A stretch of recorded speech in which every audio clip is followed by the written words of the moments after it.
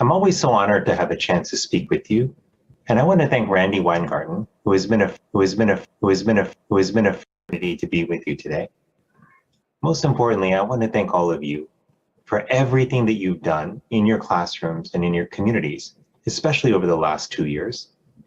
One thing that I've found both medicine and education have in common is that both are more than a job. They're a calling.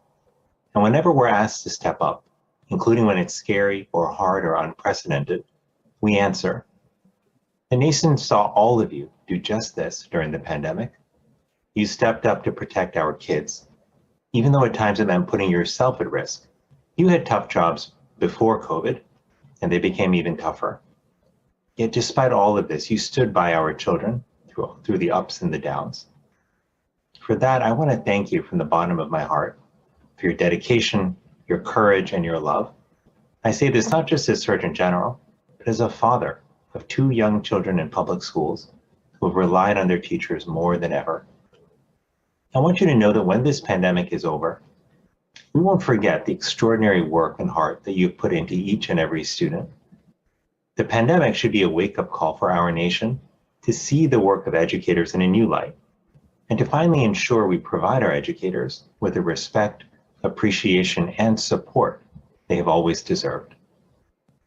We will get through this pandemic, and when we do, we'll still have your backs as you have had ours during these incredibly difficult times.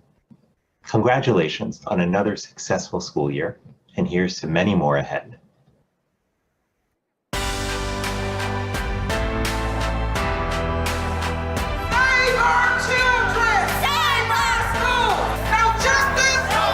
Across the country, educators have learned that fighting back right-wing attacks on public education is unfortunately part of the job description. And over the last quarter century, nobody has fought harder than the Detroit Federation of Teachers. We're not going to let them take our voice anymore. We're taking our voice back as educators. Long before she became Secretary of Education, Betsy DeVos targeted Detroit students for privatization.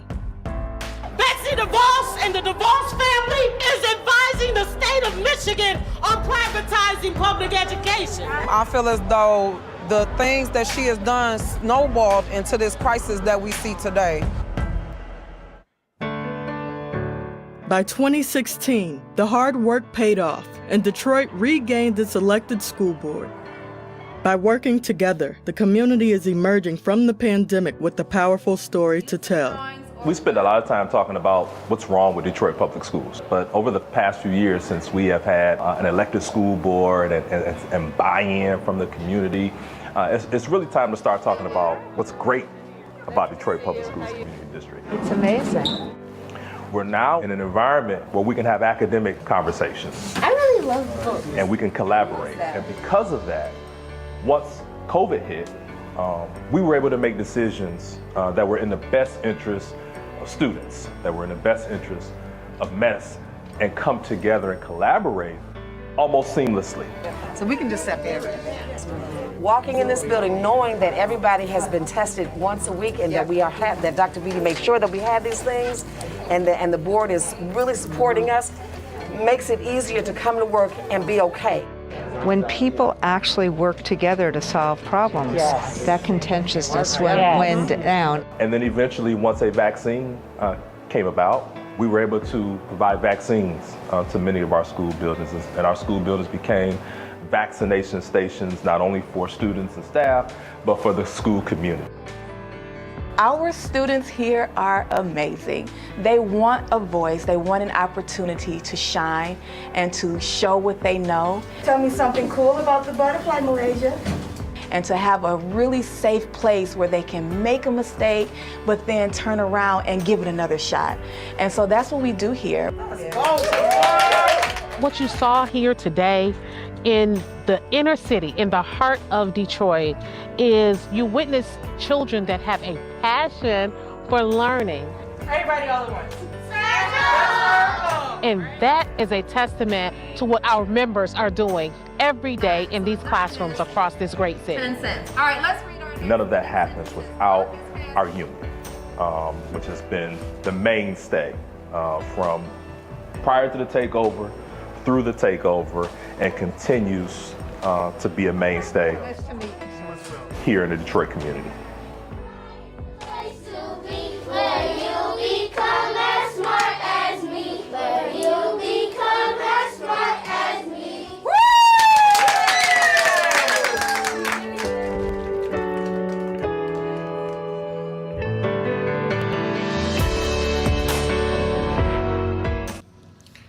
Good morning, everyone. I say good morning, everyone. My name is Darlene Lombos, and I am the Executive Secretary Treasurer of the Greater Boston Labor Council. Woo. I want to thank President Weingarten, Massachusetts AFT President Beth Contos, and Boston Teachers Union President Jessica Tang for inviting me to speak this morning. And I know you all have been here for a few days, but on behalf of the 100,000 union members and families we represent at the council, welcome to Boston! I'm so honored to be with all of you, our union sisters and brothers and siblings at the American Federation of Teachers. It's so great to be part of this union family because families stick together, fight for each other, and take care of one another. And during the pandemic, that's exactly what you all did. You took care of us and our children as you always do. When childcare centers closed their doors and entire cities shut down, you were all still out there at neighborhood schools, handing out food boxes and feeding our families. When schools went remote, you were the ones using your creativity and innovation to keep our children engaged online and connected to each other. And when cities reopened and everyone was so relieved to get back to normal, you all made sure the new normal included masks in our classrooms and free COVID tests for students and families. And I know none of this came without a fight. None of the food boxes or online learning or masks and tests magically appeared. You, as a unionized workforce, fought and won these things for us. So as a public school parent, from the bottom of my heart, I want to thank you. Because when we fight,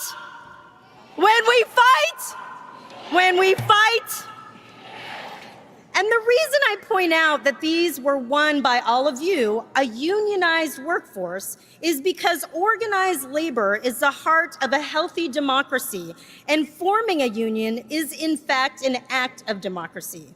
When an individual worker decides to take that first step in talking to another coworker about their own working conditions and discover they are not alone, it is an act of democracy. And when workers recognize that they are not to blame for the problems in their workplace and decide to form a union, take collective action, and provide solutions for problems with a united voice, it is an act of democracy. So if we are going to reclaim our future and fight for the promise of a better America, we will need to build the kind of multiracial feminist democracy that we know is possible. And no doubt it will be workers and unions who will be leading the change we need. Like my mother who came from the Philippines with my sister in her belly, the address of her tita scrunched up in her hand, and the belief that her life and the lives of her family and her children will change for the better deep in her heart, I also believe change is possible. And I believe change will come when everyday rank and file people most affected by the many, many crises we are faced with today are at the center of the solutions, movement for change. That means if we really want to tackle our housing crisis, the best solutions are going to come from the painters and electricians and plumbers who build our homes, along with the tenants and families who live in them, who make our neighborhoods strong. Not the banks and corporate landlords who want to squeeze every last dime out of us and make up fancy algorithms to make more profits off our debt. That means if we really believe in public education for all, the best solutions are going to come from teachers and parents and students, not billionaires like Bill Gates or consultants or private companies wanting to make money off of our tax dollars. That is why we need all of you, all of us, to build worker power and power for the working class. We need that power now more than ever, There is no doubt things are pretty screwed up right now in this country, with many, many people divided on so many issues. We've got anti-union judges and politicians all across the country trying to take away things that many of our friends, family, and comrades fought long and hard for back in the day. Our right to vote, our right to control over our own bodies, our right to clean air and clean water, and our right to respect and dignity in the workplace. But we aren't going to get anywhere if we don't take the time to listen, learn, build relationships, and find ways to connect our issues together. And that solidarity starts locally, in our neighborhoods, in our cities and towns, and with all of us.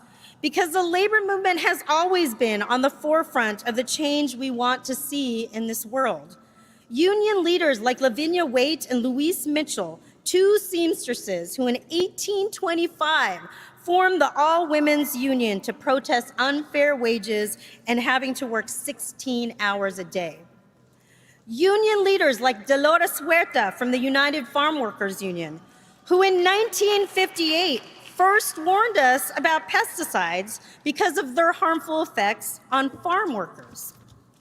And pro-union community leaders like Loretta Ross, who in 1979 became the first Black woman to direct the largest rape crisis center in the country and reminded us that reproductive justice is economic justice and that violence against women is deeply connected to white supremacy and corporate greed. Remember these names. These are the trailblazing movement leaders who have made it possible for us to continue the fight for justice today, to continue the legacy of organizing at the intersection of issues that highlight the deep connections between us. Remembering them and why they fought for us is a reminder to all of us that your fight is my fight and that we must fight together to win. So before I close with another chant, just to make sure everyone's awake this morning, I want to lift up the struggle of essential in-house security officers, members of SEIU 32BJ, who during these last years of the COVID-19 pandemic risked their own health to protect the visitors and the property of this building you are in this morning, the Boston Convention Center. They are fighting for a new contract, and in solidarity with those hardworking union members, we are asking you to call the Convention Center CEO, David Gibbons, at 617-954-1127, and let them know you are a Massachusetts Conference attendee, and the Convention Center security officers deserve fair wages and recognition for their efforts. I'm so proud you're all here in Boston. I'd like to just say family sticks together, fights together, and wins together. So when I say union, you say power. Union. Union. When I say justice, you say now. Justice. Justice. When I say fight, you say win. Fight. Fight. Fight. Thank you so much for having me today.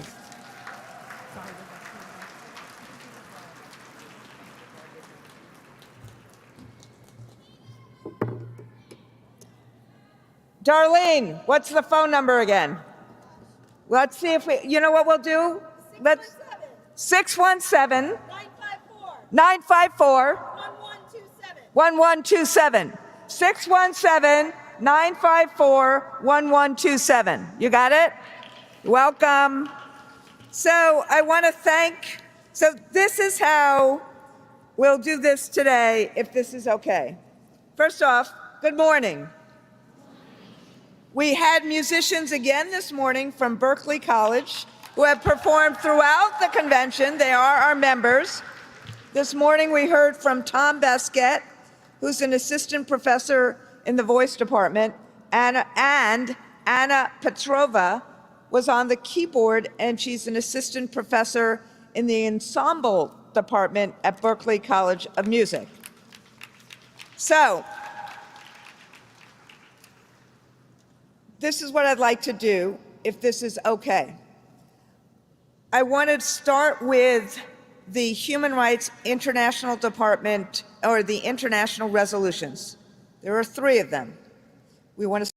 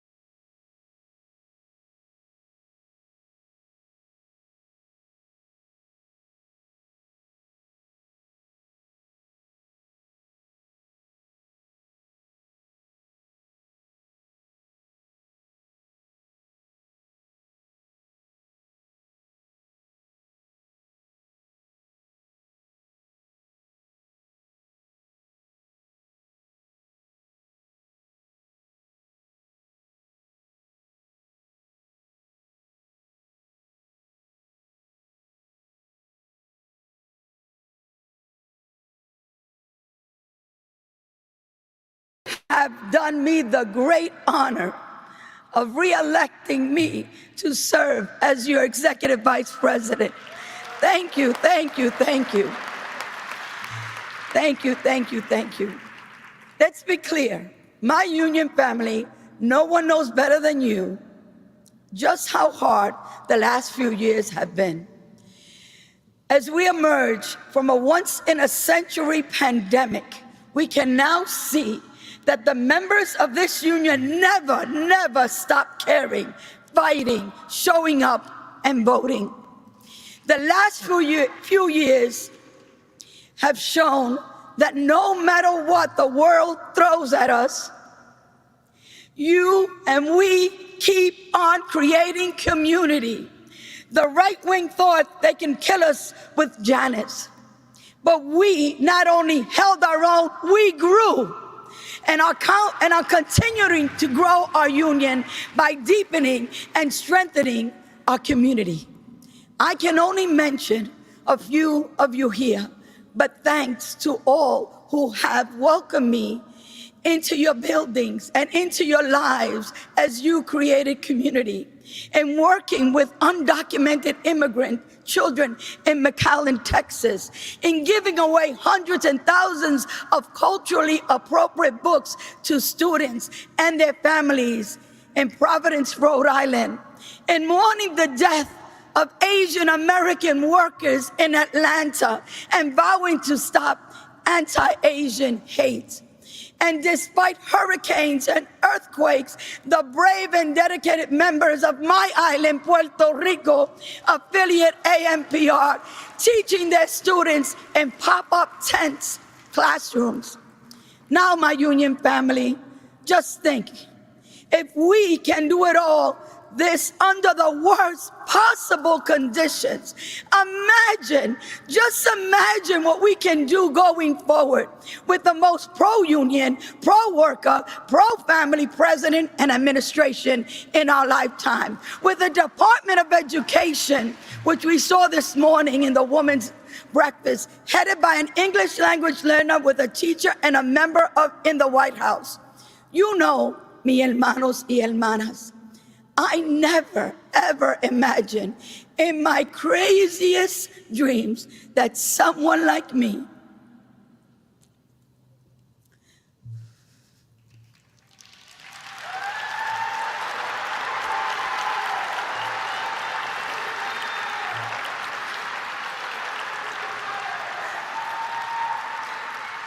could be standing here today at this podium, elected to serve on a team with amazing leaders like my sister Randy Weingarten and my brother Frederick Ingram.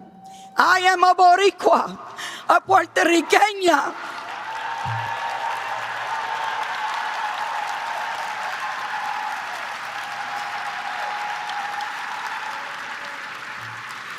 whose first language was Spanish, who grew up poor in New York City. I was a domestic violence survivor, a single mom. Like many of you and your fellow members, I struggled. And I have the scars to prove it. I'm sure you have them too. Those scars remind me every day. And they remind us of where we've been and how we've survived and how we become who we are today. Speaking personally, my faith and my union saved my life. I found my way into the public school system as a parent advocating for my daughters. I became a paraprofessional, then a teacher. I became a union activist. I was elected building rep and borough rep and vice president of the UFT. I know you have fellow members, maybe even you, who are struggling in these hard times, wondering if it's really worth it.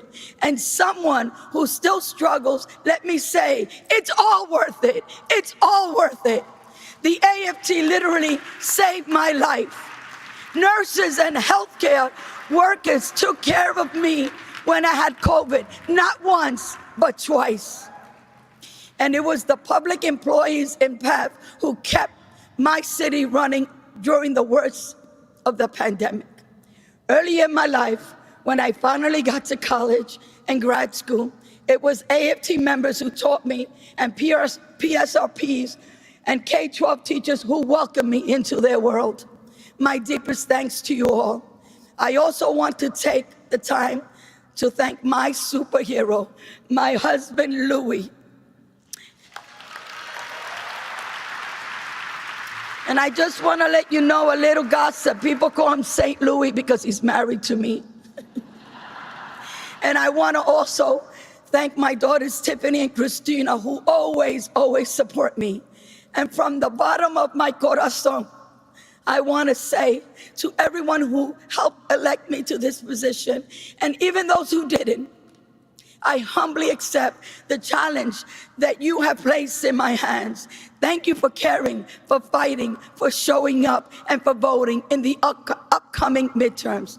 Because for the first time since the Civil War, American democracy itself is on the ballot. Thank you for giving me your trust. I pray that I'll be worthy of it. Remember, as you go home, each of you is a leader who has made our members' lives better. It is time to reclaim our future, our democracy. It is your vision, your aspiration, you choosing hope over fear that will continue to build your union, our union. Every single day, you demonstrate the deepest truth of the union movement, that together we can accomplish so much more than we can ever achieve on our own. Thank you. Gracias a todos.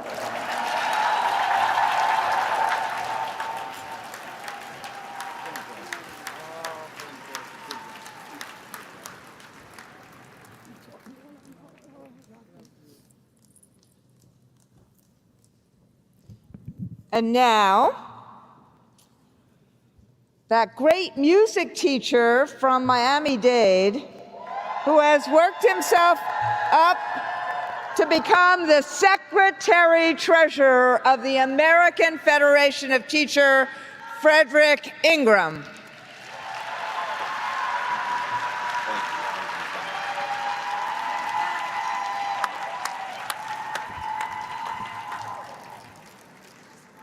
I bought my fan club from Miami. Thank you, Florida, and thank you, Miami, for building into a person who every statistic in America says should not be here today. My friends from AFT, thank you. I can't even begin to tell you how much this means to me. I want to thank God for smiling at me and giving me grace and showing me favor. It is with great gratitude and great humility that I accept your vote to elect me as Secretary-Treasurer of the American Federation of Teachers to represent each of you and our 1.7 million members. Give yourselves a round of applause.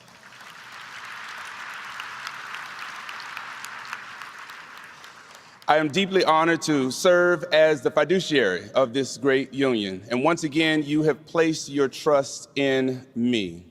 It is with great responsibility, and I do not take that lightly. You can take pride in your national officers. See, Randy is our leader. She is the face of educators and staff and healthcare professionals and public employees. But she's more than that.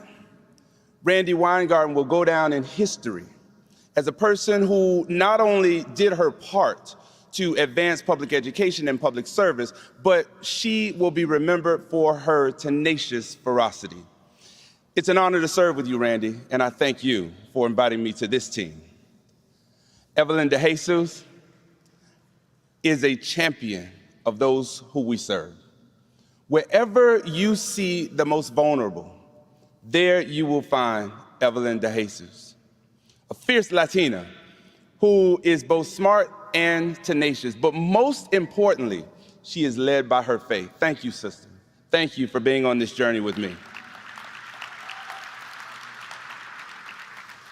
To my family, I am truly grateful. Let me first thank my wife, who could not be here today. She allows me to pretend that I am the smartest one in my house.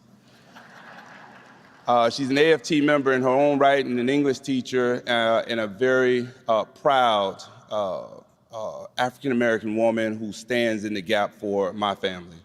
I want to thank my mom, who was here but had to fly home early. I'm sure she's watching this at the airport, so smile, Mom.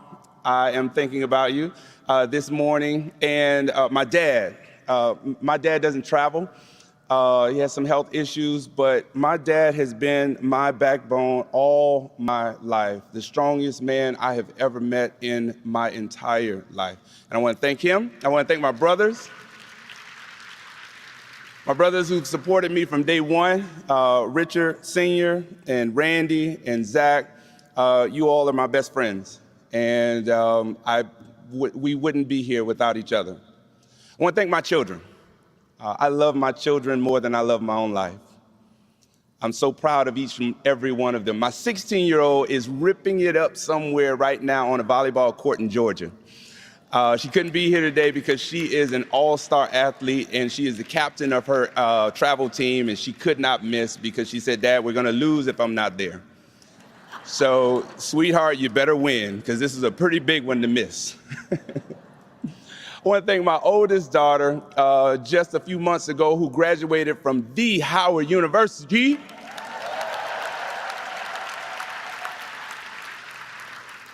She cost her dad a whole lot of money, but I'm certainly hoping that she'll be off the payroll soon. My son, Jordan, who has been carting himself around the hall, he is my inspiration. He grew up with a lot of challenges. He's on the autistic spectrum, but this is a young man who was not supposed to learn how to talk, who is now a community college graduate and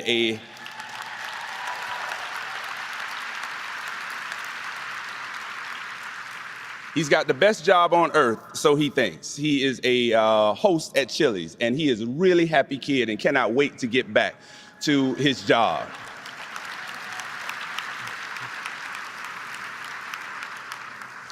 AFT, through your hard work and sacrifice, together in this union, we can fulfill our dreams for a good life, for meaningful work, for a voice and a vote at work. Right now, too many of us are finding it too hard to do the jobs we love.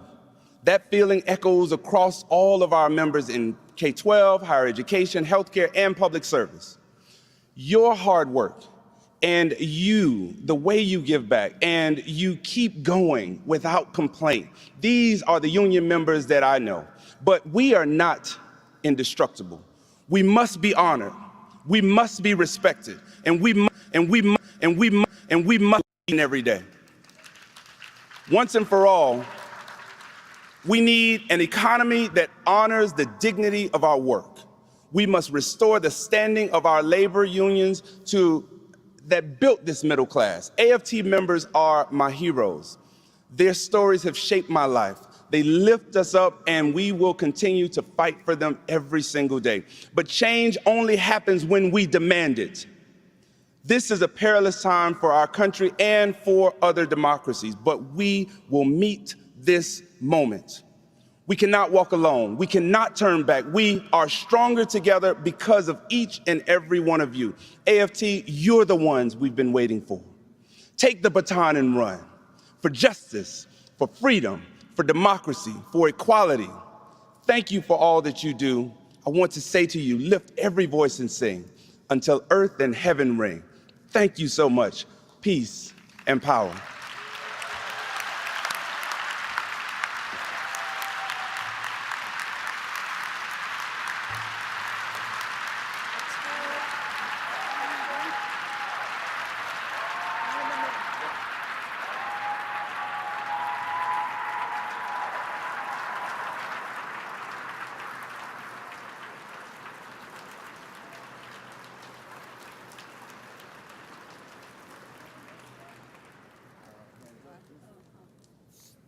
Hands up with or without our masks.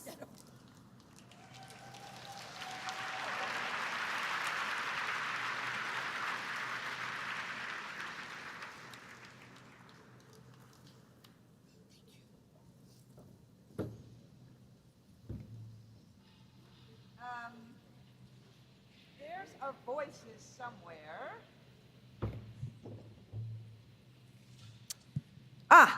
Microphone 2.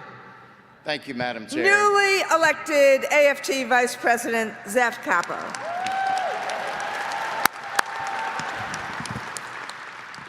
Thank you, Madam Chair. I'm honored to stand here with my sisters from Texas, Jackie Anderson, President of the Houston Federation of Teachers, Rena Honey, President of the Dallas Alliance.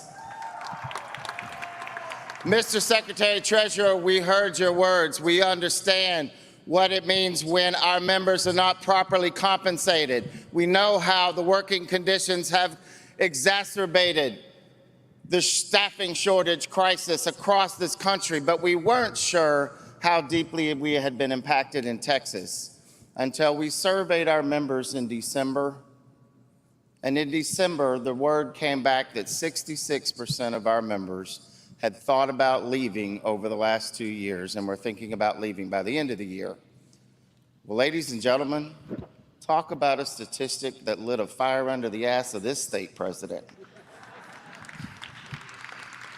We didn't continue wringing our hands in Texas. We got together with our leaders, our executive board, our presidents, and our activists, and we built a plan. Respect us, expect us. That plan set in place that took those grim statistics from that survey and turned them into a 2-month media campaign that kept our issues front and center, front page above the fold for more than 2 months, setting the narrative that would be followed by deep levels of data on the lost decade of salary for our members across the state of Texas that fueled the fire of our activists and our locals to win pay raises, to win compensation plans like we've not seen in years. We have several examples like the Dallas Alliance that won thousands of dollars in pay, but in particular the win that they had with many of our other locals, $15 an hour minimum for our support staff. The fight for 15 is alive in Texas. Our higher ed locals winning 8% across the board or more for their workers in their locals. And after winning elected consultation, which is our version of collective bargaining in Houston, the mantle was turned over to Jackie Anderson, where they brought home an 11% raise that will take place 30 days from now for their members in their local. And we're only halfway done, but we are an example. No matter where you are, no matter how big or how small, whether you have supportive governors like our sisters and brothers next door in New Mexico, or you've got Satan himself and his crew of alt-right folks that we fight in Texas, as long as you stand together, as long as you build power, as long as you maintain solidarity with your brothers and sisters, you can win. Get out there and win, AFT. Thank you. Thank you, Zeph.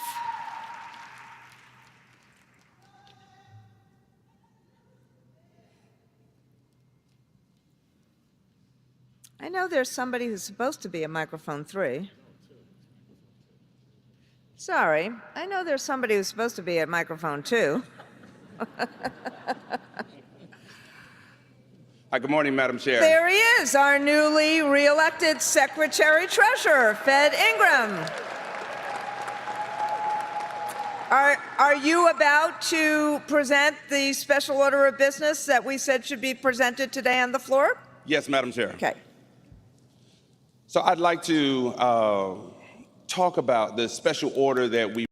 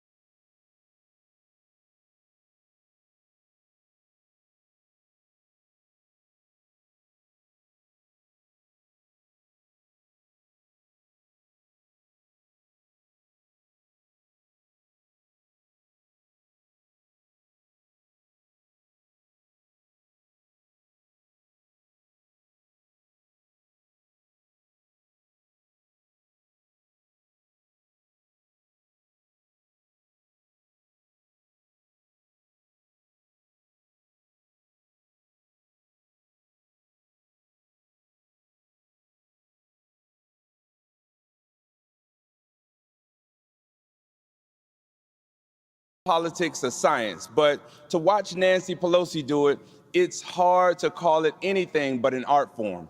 You will often hear members of the Democratic caucus say that it is Speaker Pelosi who, when negotiating a particular compromise, be it on gun safety, on school funding, or anything else, reminds her members that it's about the children.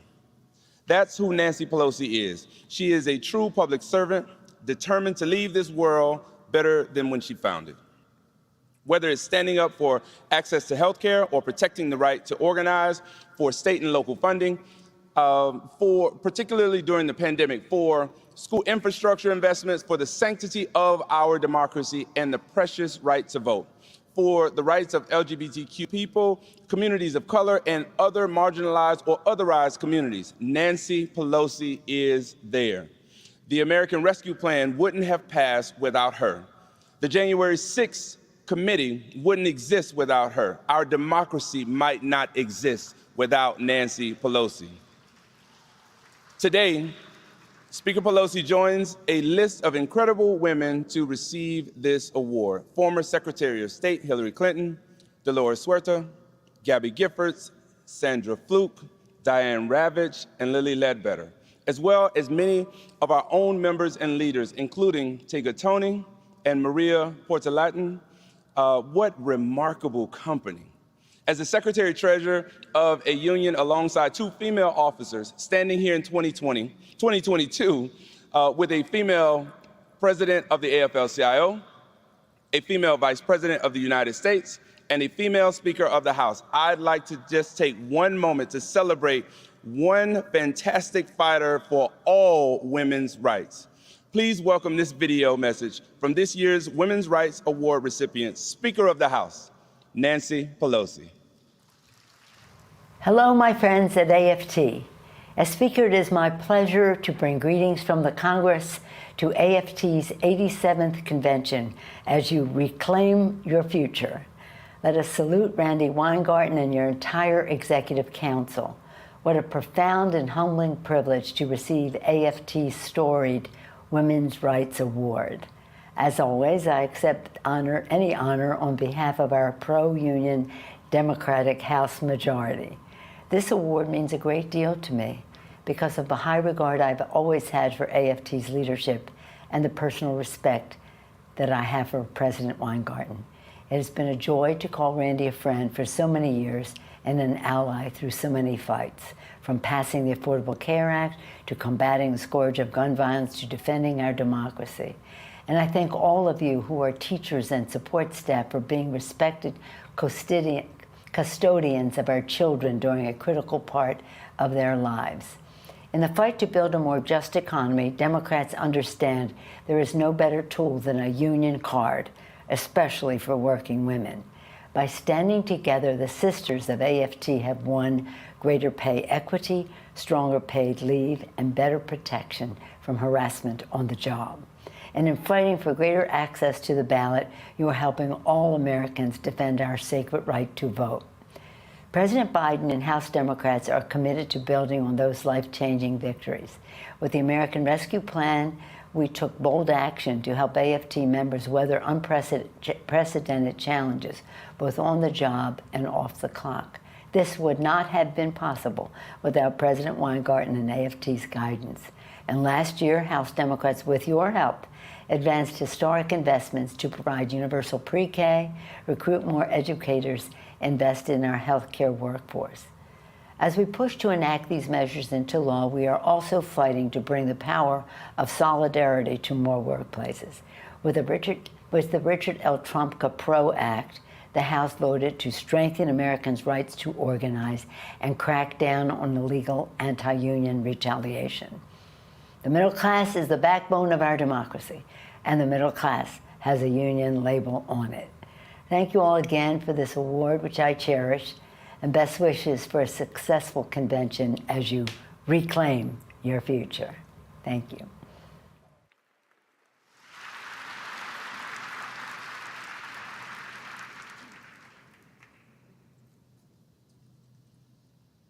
So the Speaker was going to be with us yesterday, but you know, Have you noticed what's going on with airlines in the country? And she had to be in her district this morning or last night, and there was a real fear that because of the way in which plane travel goes, and she takes commercial airlines, that this was better to be safe than sorry, and so that's why she did this by video.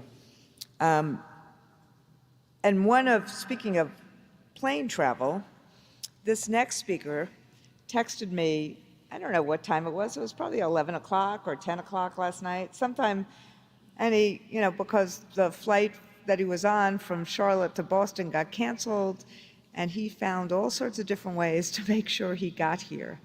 And you can see, and you'll see how intrepid he is, and I'm pretty excited to introduce you to him. I said earlier that, I know a lot of you, this is part of what I love about all of you, no one is shy with me, and people tell me what they really think, and that's really, really important. And that's part of what's incredible about our union and our activists and our members. And I have heard a lot about how are we going to engage our young people and to vote, to be involved, to be engaged. And this person has spent his young life doing that. He's emerged as an outspoken leader and a defender of democracy before he even graduated from high school. He founded Voters of Tomorrow, which is an organization that energizes his peers to get engaged.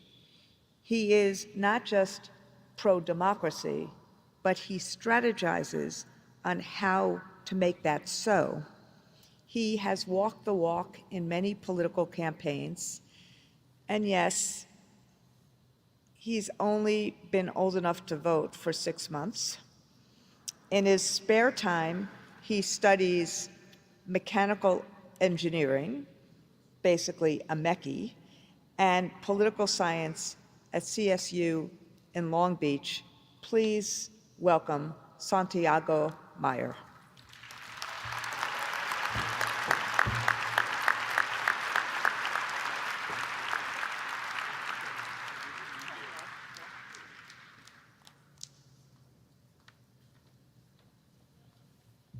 Wow. Good morning, everyone.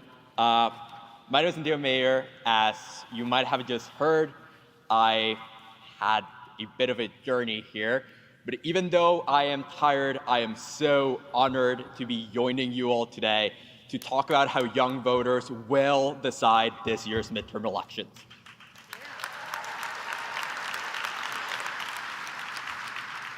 First of all, I really want to thank the American Federation of Teachers and their tirelessly inspiring president, Randy Weingarten, for having me here and giving me a platform to share the important work that young people are doing around the country to stand up for their rights.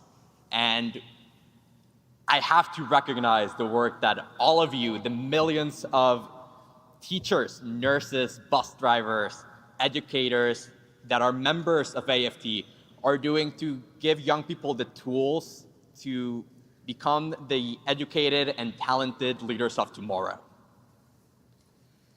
You know, I am who I am because of my education, because of my 7th grade English teacher who encouraged me to think critically, because of a librarian who in 2nd grade gave me refuge in the library and encouraged me to pursue my curiosity, because of a bus driver who would always smile at me, even when no one else would. And because of a school administrator who in 6th grade trusted me with opportunities that pushed me way out of my comfort zone. Young people like me have long found comfort in education when we couldn't find it anywhere else. And that's precisely why the partnership between students and teachers, between young people and those who help us grow into young leaders is so important. I started Voters of Tomorrow because when we all work together, we are an unstoppable force of good. An unstoppable force of good that will defeat the forces fighting against all of us. And that is precisely why we have to do this, because our power lies in our collective fortitude and strength. When we fortify the connection between education and civic engagement and political representation, our coalition can stand strong against those who seek to turn back the clock, against those who seek to discriminate against our LGBTQ+ peers and teachers, against those who seek to ban books and infringe on our educational freedom, and against those who seek to undermine democracy. There's this phrase that I've been hearing a lot about parents' rights, and I want to be very clear. When Kevin McCarthy comes out and talks about passing a Parents' Bill of Rights, what he actually means is to impose national versions of the retrograde policies that the far right has been experimenting with in their laboratories of autocracy.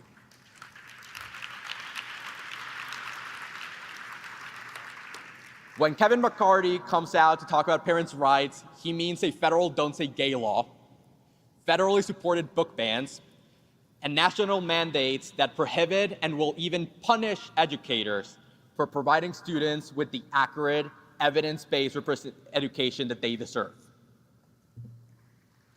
It is insane that in the United States of America in 2022, we even have to point out how dangerous, backward, and borderline fascist these policies are.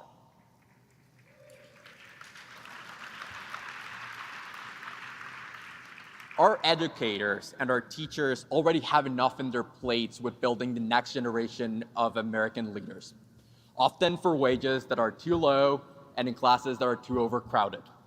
But now they're also being forced to be on the front lines of the war against youth and educational freedom.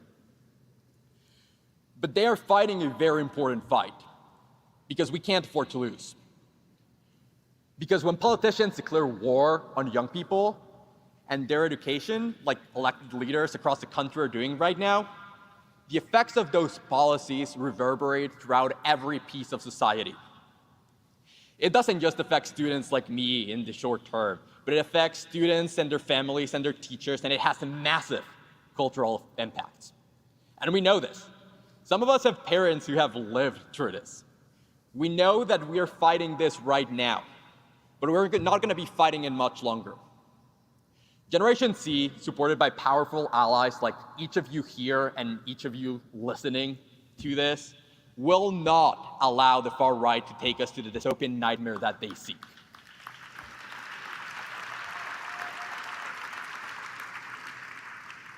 This November, Gen Z is going to elect pro-democracy champions up and down the ballot. We're going to elect candidates who believe that books should be read, not banned. We're going to support candidates that will stand up for youth rights and who will fight for us the way we will fight for them. Gen Z is ready to deliver a resounding message to the far right. They pissed off the wrong generation.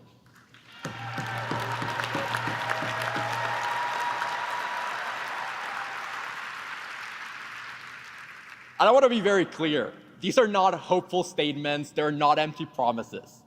Out of the 50 most competitive House seats, nearly half will be determined exclusively by youth turnout. Gen Z has the numbers to decide 6 Senate races and 5 gubernatorial elections. Our generation is ready to pick up the fight started by those before us. We're ready to elect candidates who support bodily autonomy, ready to pass legislation on climate change, which we desperately need. Our generation is ready to elect candidates who will put second graders above the Second Amendment.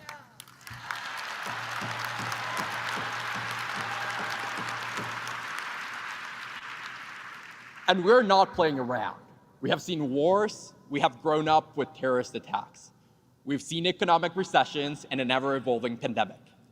Honestly, we have lived through so many once-in-a-lifetime events that many of us have simply lost count. But our resolve remains unchanged. With the support of a broad coalition, Generation C will continue to fight to promote justice, We'll march for our lives. We'll walk out of class and stand up for what is right. Gen Z is going to do many things in our lives, but we will not allow democracy to fall.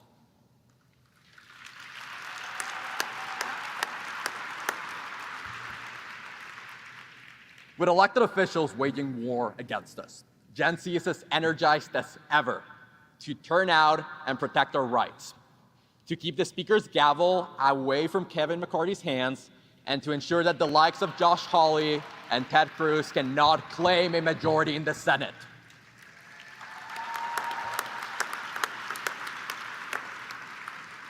We're forming a coalition that will stand up to protect kids from a radical faction that cares about nothing but their fascist agenda. And again, I don't care what the pundits and forecasters say, because none of their models account for the record high youth voter turnout that November will bring.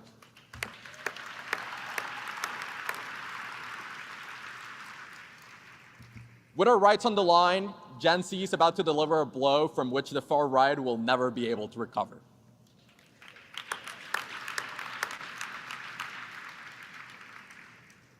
In large part because of our teachers, our generation has learned to fight for what is right, to help those who need it, and to stand up for those who can't. Now more than ever, we are applying those critical lessons. We are thinking critically, we are challenging our leaders, and we're standing up for ourselves when our rights are infringed. Just like we were taught in school, just how our teachers intended, we're fighting back against these attacks.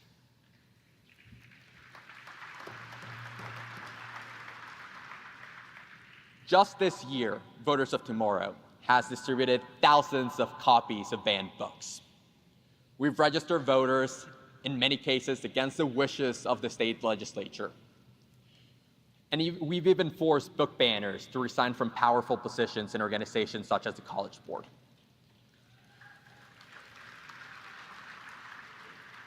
We've done a lot, but we're just getting started.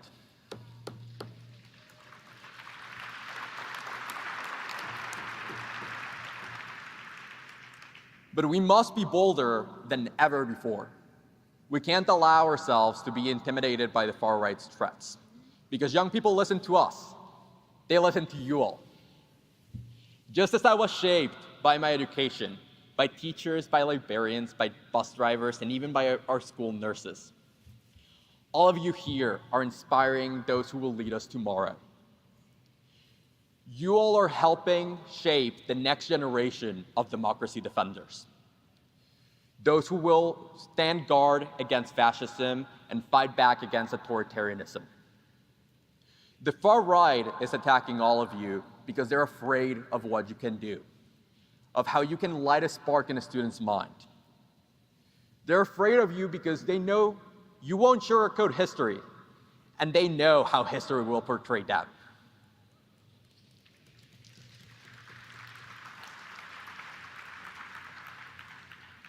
They're afraid of how young activists often point at their teachers as the match that lit the fire that is burning down their fascism.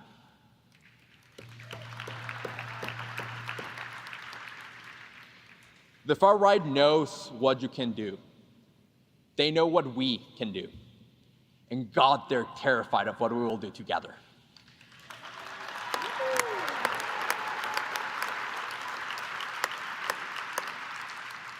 I want to thank each and every one of you for what you do. And I want to thank AFT again for having me again. And I really hope you enjoy the rest of the convention. Thank you.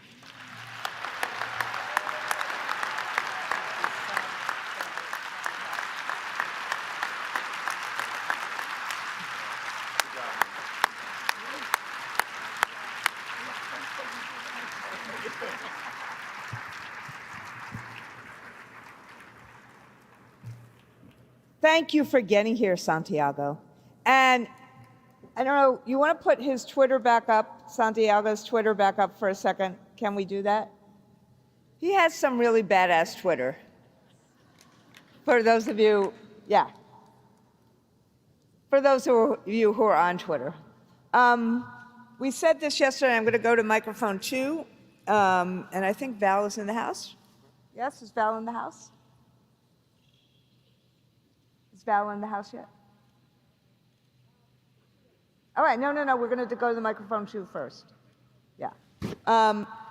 But let me just one more time say, there are trackers and others in the right wing. Some people have seen this already on Google Alerts, that are attempting to find ways to undermine all the amazing work that you have done at this convention.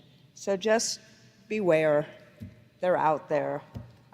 They are not allowed. We've been very careful about who people have to be registered, they have to wear a badge. If there's a visitor, we love visitors, but we have to know who they are.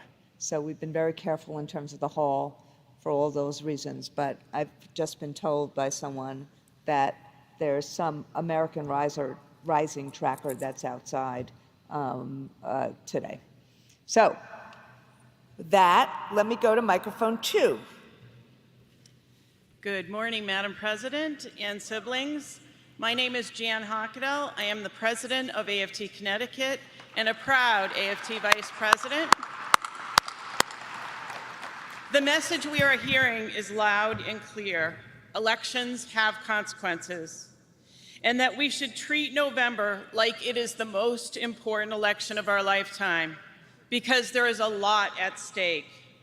Remember, midterm elections are always difficult for the party in power, so Democrats have a lot of obstacles to overcome.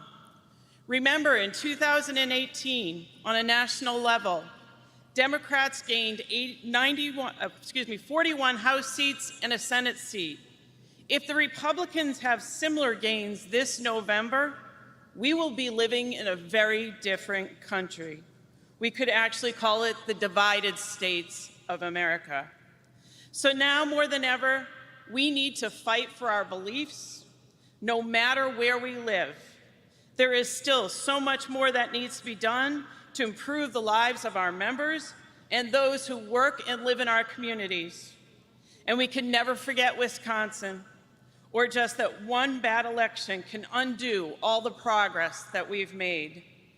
That is why I decided to run for the Connecticut State Senate.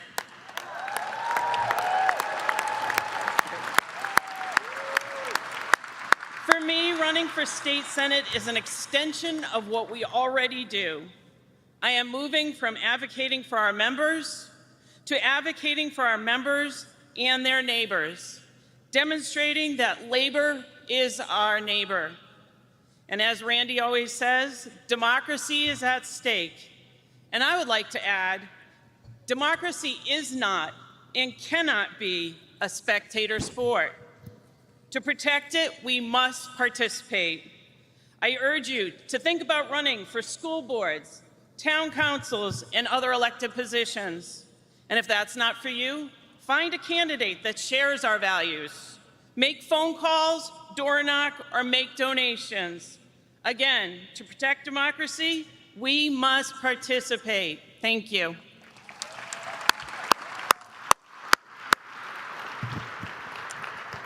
Thank you, Jan. And I see the Connecticut folks standing up because we're going to do everything in our power for Jan Hockadell to be an elected official of Connecticut come this November. And speaking of members who are elected officials, I see someone else at microphone 2. Well, good morning, Randy, and good morning, AFT. My name is Brandon Johnson. I'm a proud member of Chicago Teachers Union, Local 1.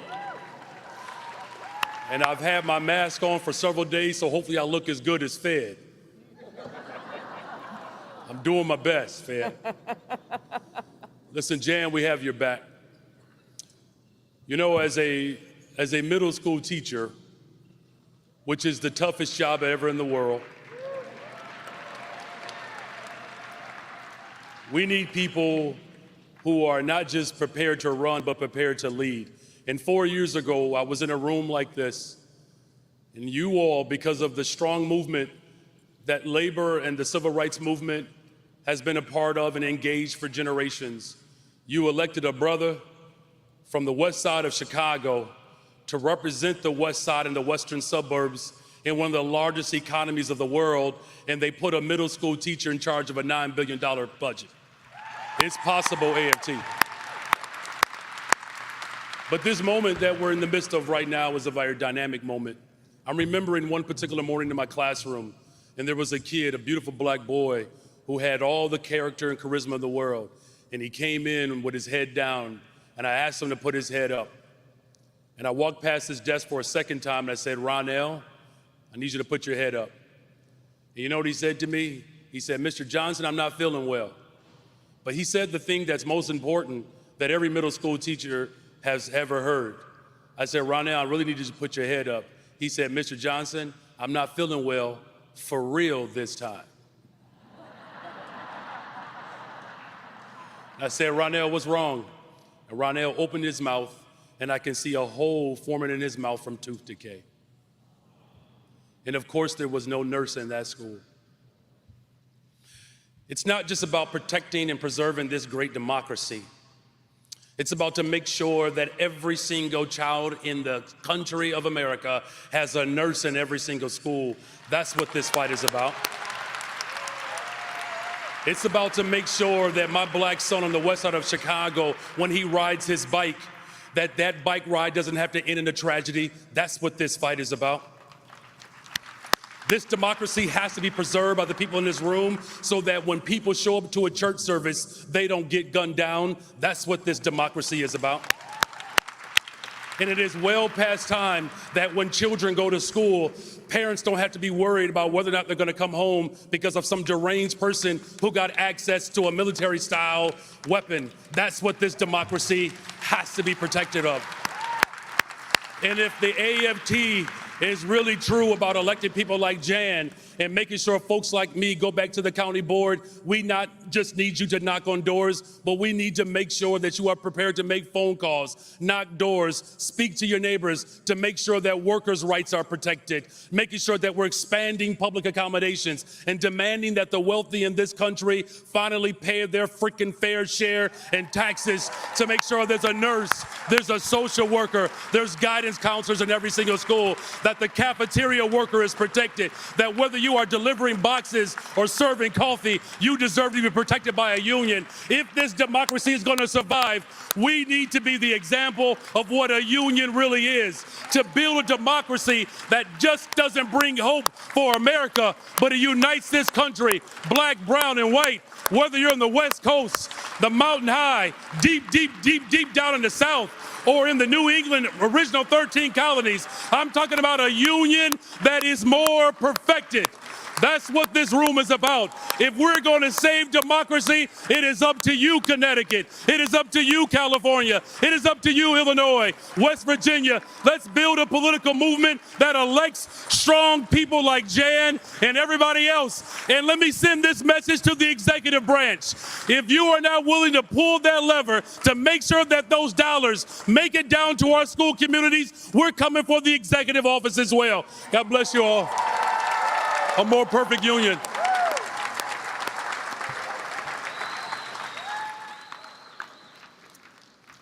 So I don't think he told you that the last time he was here, he was running for Cook County Commissioner, and he was elected as the Cook County Commissioner.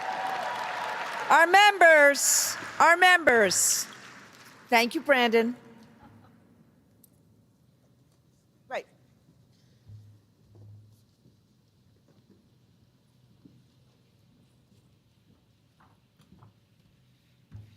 So I have to follow that.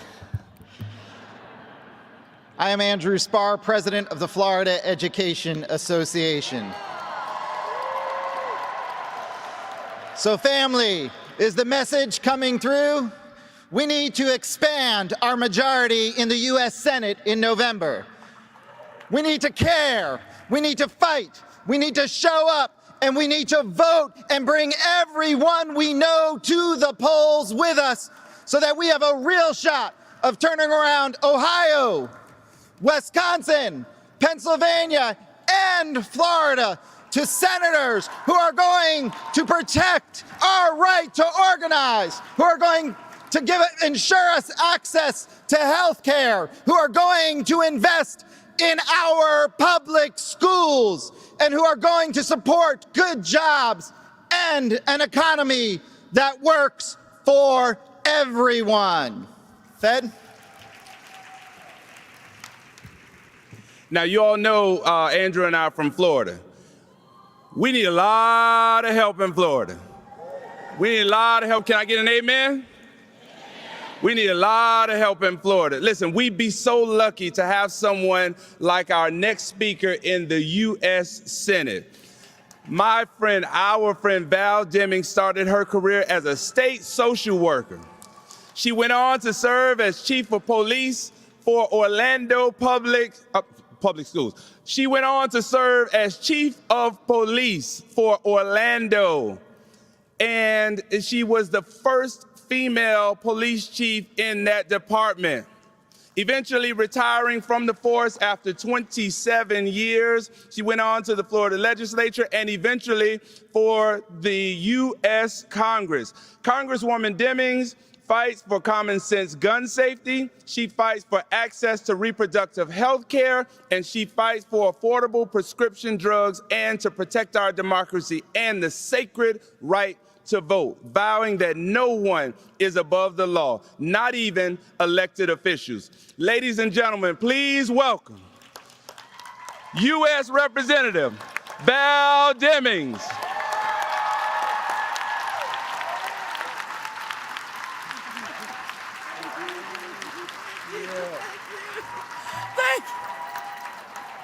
Wow, wow, wow, wow.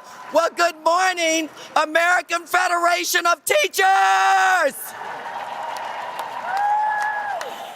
Are there any teachers in the house? Yeah. I am so delighted to be with you today at your 87th biennial convention. Congratulations on 87 conventions, helping to make dreams come true for our children. Give yourselves a round of applause. I want to thank you. Leadership is not easy. It might look easy. Some people make it look easy. Leadership is, it's not easy. And we are so thankful. I really do believe in giving honor to whom honor is due, and I want to start by giving honor to your president, the amazing Randy Weingarten. Come on, y'all, let's give her a round of applause. Give honor to honor is due. Evelyn, thank you so much for your leadership, and y'all, Florida is in the house. Andrew Spar, thank you so very much. And Fed Ingram, thank you as well. Let me make this announcement yet again. I am running for the United States Senate, and I'm running to win. I'm running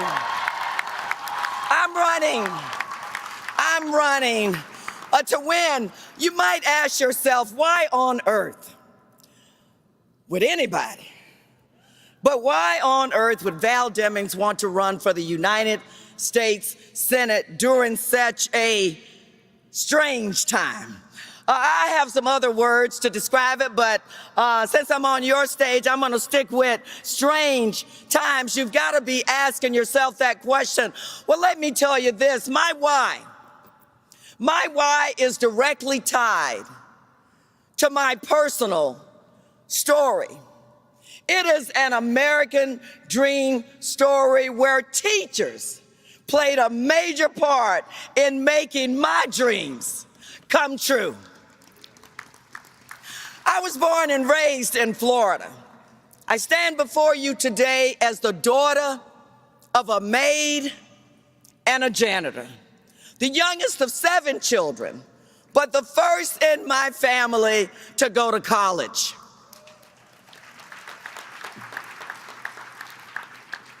After college, I made a promise to myself that I would dedicate my life to public service.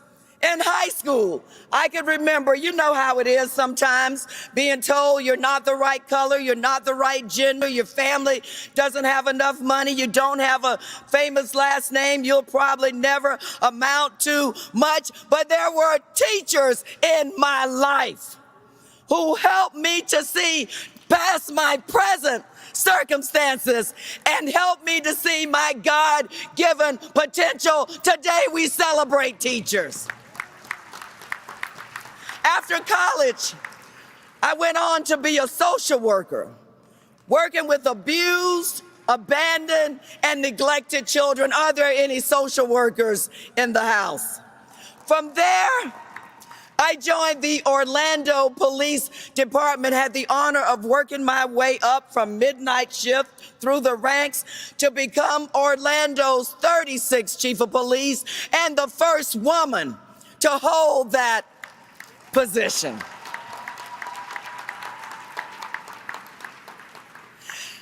After the police department, I made the decision to retire and was recruited to run for the U.S. House of Representatives. You all know I serve on the Intelligence Committee. I serve on Homeland Security. I serve on Judiciary. I chair the Subcommittee on Emergency Preparedness, Recovery, and Response. And now I am running for the United States Senate, and I'm running to win. Why?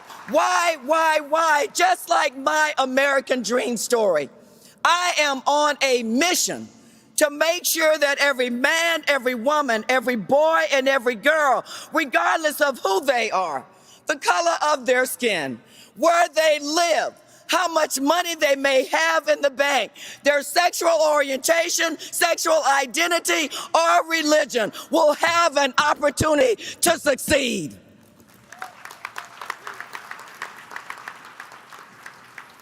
We can talk about health care, because I really do believe living in the greatest country in the world, everyone should have access. Am I right about that?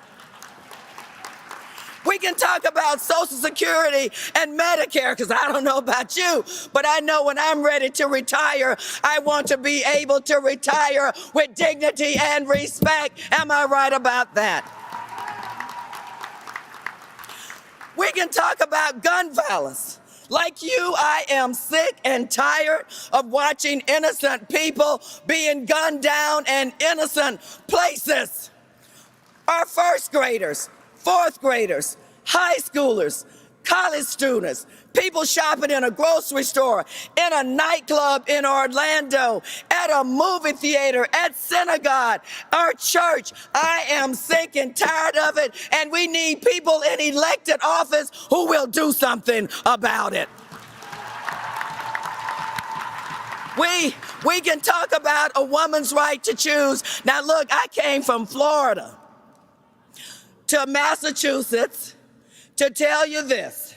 We are going to do everything in our power to protect a woman's right to choose. We're not going back. We're not shutting up. We're not sitting down. We're going to fight for a woman's right to choose. Come on, y'all. Am I right about that? We're going to fight for a woman's right to choose. Let me make it plain this way. Look, when I decided to have my family, I didn't ask my congressman, I didn't ask my governor, and I doggone sure don't plan on asking any senator in Florida.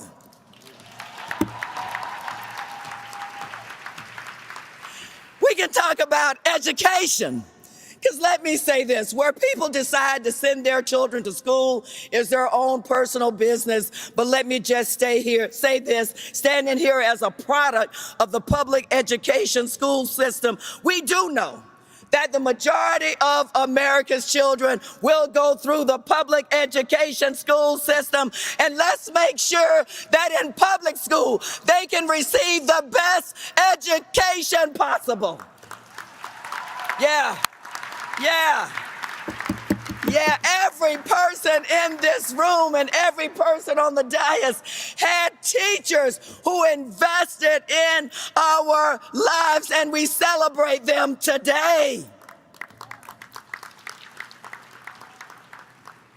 Teachers, investing in public education and those who support our teachers. And guess what? After we make the necessary investments in public education, why don't we start paying teachers what they are worth? We can talk about a lot of different things that you care about and that I care about. But unless we protect the right to vote, everything that you care about and everything that I care about is at stake. My friend and former colleague John Lewis said that the right to vote is precious, that it's almost sacred.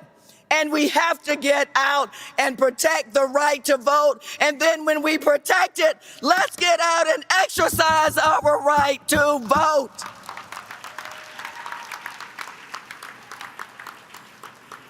We know it's tough. We know it's hard. You know, defending our democracy is hard. Protecting and standing up for the rule of law is hard. Protecting the Constitution is hard. Protecting equal rights, civil rights, voting rights are hard. But those are fights that we are willing to take. Are you with us? We can do this. We can do this. I'm reminded of the words of the 35th President of the United States, John F. Kennedy, who said this: "We will do this and the other things, not because they are easy, but because they are hard." That's who we are. That's who we are. That's who we are. That's who we are. We are the democracy defenders. We are the drum majors for justice. We are making dreams come true for our children. And with your help, come November, I will be elected the next United States Senator to represent the great state of Florida. God bless you all. Thank you. Thank you. Thank you.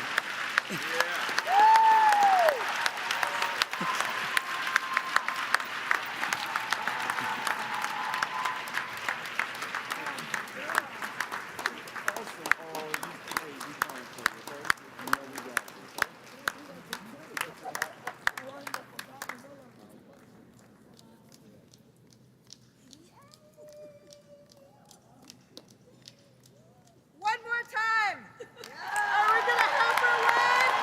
Are we going to help her win?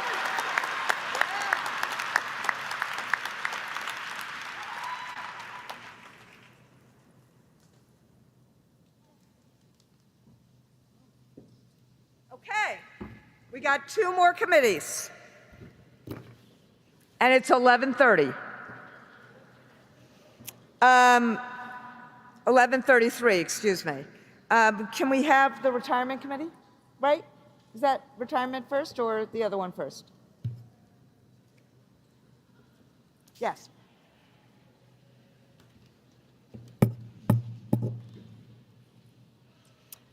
Committee Chair Tom Brown.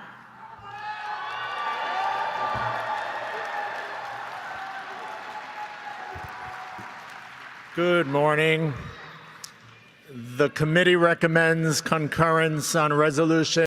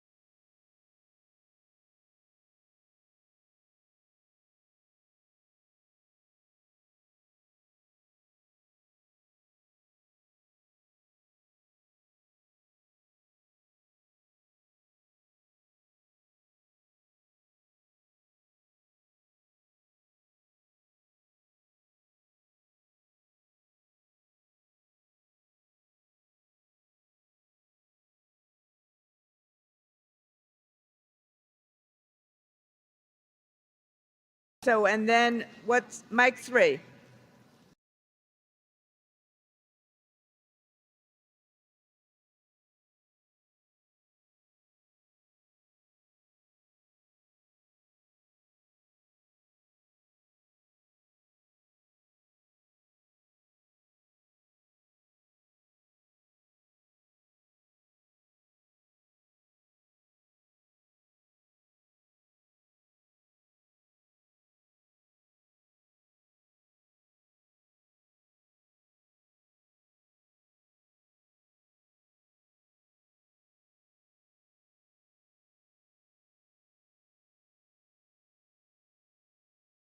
Looking back at what we've been through, the pandemic, an epidemic of gun violence, an extremist Supreme Court, an attempted coup, the hardest time in our professional lives. And it continues. Today, for example, Senator Cruz said that Obergefell had been wrongly decided, and he's giving the hint that they want that case being taken up by the Supreme Court in terms of trying to get rid of marriage equality. So it will continue unless we do and seize, as Christopher Small said, seize the moment with our movement. And we started on that path with this convention and with all of you. Think about the unity message that Brandon Johnson said. Think about all these resolutions that we've just passed. Think about the essentials that bring people together for a better life, a safe, welcoming, resource public schools throughout the country, well-funded colleges and universities, respect for all of our members. Respect should not just be an Aretha song. Respect should be a lived experience for our members that we serve and the communities we serve. Paraprofessionals, teachers, college faculty, bus drivers, food service workers, respiratory therapists, nurses, and all of our 700 titles in public services. An end to a crushing debt, the right to organize, the right to join a union, and then the transformative effect of collective bargaining, as we heard in this session. These are the things we need: reproductive rights, mental health services, health care, child care, defending our democracy. No, strengthening our democracy with the unity that we bring together. Yes, I know we are in perilous times, but we must be fiercely, boundlessly, defiantly hopeful. And with that hope, the most recognizable action of that hope is action, action, acting. So, go home, go rest, go recharge, and then we act. We act through the AFT's What Our Kids and Communities Need campaign. We act by doing the work against those extremists that want to ban books, that want to stop us from teaching honest history, that don't want to see the gorgeous mosaic of America. We act against them. We act to vote. We act for public schools. We act for our investments for public schools. We act for the conditions that students need.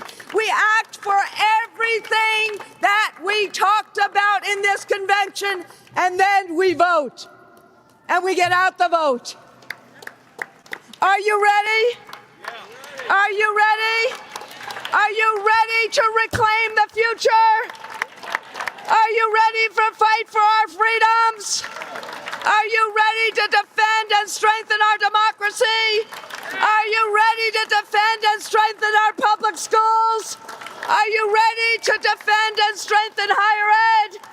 Are you ready to fix our broken healthcare system? Are you ready for everyone to have a better life, particularly the communities we serve? So let's do it, AFT. Thank you very, very much. And before you go, these are the people. Well, these are the executive council. I want the staff up here too. I want you all up here. The staff of this union who made this convention possible. It was literally executing an all-hands-on-deck collective action. From the production program to the exhibit center, to all the tchotchkes and all the shirts, from the meeting and travel center to, all of the internet stuff, to the team that considered safety protocols, to all the resolutions, to all the other beautiful moments, including all the different lunches and breakfasts, to our hosts from Boston and Massachusetts. This is the largest convention we've had in a very long time. So I want to say thank you to all of them, as well as the unionized staff of this convention center. And our Freeman staff who put this all on. Come on up, everybody. Come on up. Come on up. Come on up. I want you to see their faces. I want them to be seen too. And a special thank you to the constant worker bees. Freeman, come up too. The worker bee, like Mr. Richard Rosenberg, our parliamentarian. Jen Chang, get up here. Kitty Owens, get up here. Tish Olszewski, get up here. Mark Richards, get up here. Tanya Cornell, get up here. Adriana O'Hagan, get up here. Albert Franklin, get up here. Celia Lose, get up here. And Cheer Jones, get up here. No, you gotta get up here.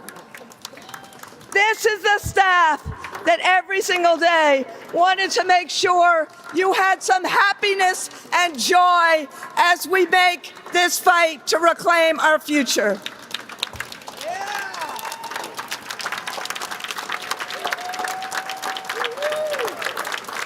And now, as we leave and go off, unfortunately, George Altamari couldn't be here, so we're gonna sing. So this is Cheer.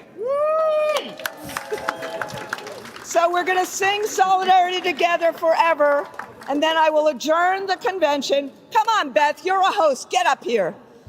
I'm going to adjourn the convention after we sing Solidarity Forever. Do we have the video? Thank you, our friends from Freeman. Let's do the video. Let's sing Solidarity together, and we will all leave together, because together we can accomplish what is impossible alone.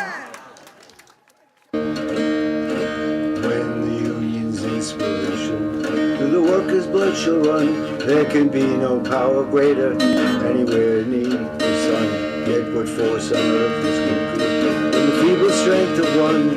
The union makes us strong. Solidarity forever. Solidarity forever. Solidarity forever. For the union makes us strong. They have taken untold billions that they never toiled to earn, but without our brain and muscle, not a single wheel will turn. We can break their hoarded power, gain our freedom when you learn that the union makes us strong. Solidarity forever. Solidarity forever. Solidarity forever. For the union makes us strong. In their hands is placed the power greater than their hoarded gold, greater than the might of armies magnified 1,000-fold. We can bring to work in the world the ashes of the old, for the union makes us strong. Solidarity forever. Solidarity forever. Solidarity forever. And the union makes us strong.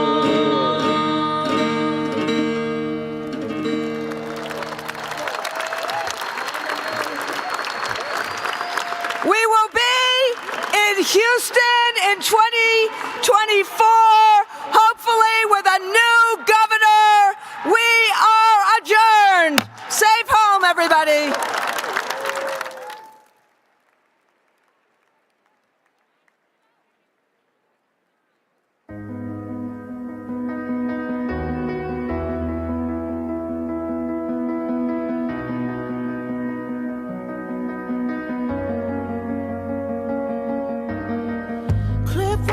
was a broken thing, had a voice, but I could not sing. You would wipe me down. I struggled on the ground. Oh, so lost, the line had been crossed. Had a voice, but I could not talk. You held me down. I struggle to fly now. Oh, but there's a scream inside that we all try to hide. We hold on so tight, we cannot deny. It eats us alive. Oh, it eats us alive. I don't care if I sing off key. I find myself in my melodies. I sing for love, I sing for me. I shout it out like the birds set free. Can you hear us now? Today our city is changed forever. Now I fly, hit the high notes. I have a voice. Hear me roar tonight. You